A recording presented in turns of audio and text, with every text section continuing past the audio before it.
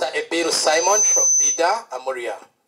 Banachiwa begete mu kibiina the Citizens Coalition for Electoral Democracy abaka parliamenti n'emikwano bakungande ku kitebe ky'ekibiina kino ensambya ensonga gye basimbye esira kikakyuka ebyokulonda okuyimiriza abasedu obutalondola byakulonda. Kino kikulaga mbu Electoral Commission tekyayagala muntu kola ki kulaba okujjawo bwe yagala obo olaba eyagala olabe mu ngeri gye yagala olabe.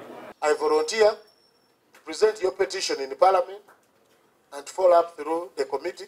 You cannot take a decision without hearing from a party concerned. What could have instigated his action?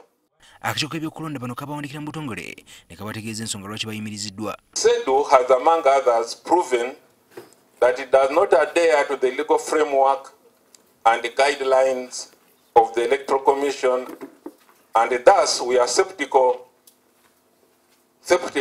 that it is in a position to comply with objective voter education geared at promoting a process it does not believe in. Crispy Kaheru nga yakwanaganya emirimu gy'ekibiina kino ategeeza bannamawulire nga batagenda kutisibwatisibwa kuva ku mulamwa. Kubanga ekibiina kya CEDU kya bannansi citizens, ensonga lwaki ku linnya lyaffe tulinawo Citizens Coalition.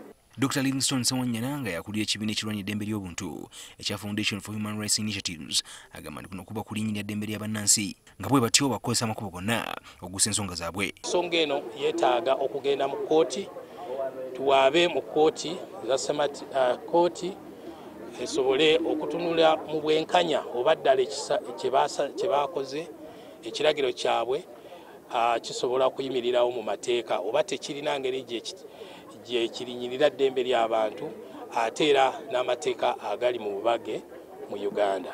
Ku bbalaza ya Ssabbiiti eno ayogera akakiiko k'ebyokulonda Jotham Talemwa yatutegeeza nga CEDU bwe yali yavadde ku mulamwa. Exercise gy'otutte mu kkooti titogyagala bagireke kato gy'otya n'otugamba nti mumpe akabaluwa mbakolere ripooti. Ekibiina kino kya CEDU kibadde kikola obwakalabalaba okuva mu mwaka gwa 2009.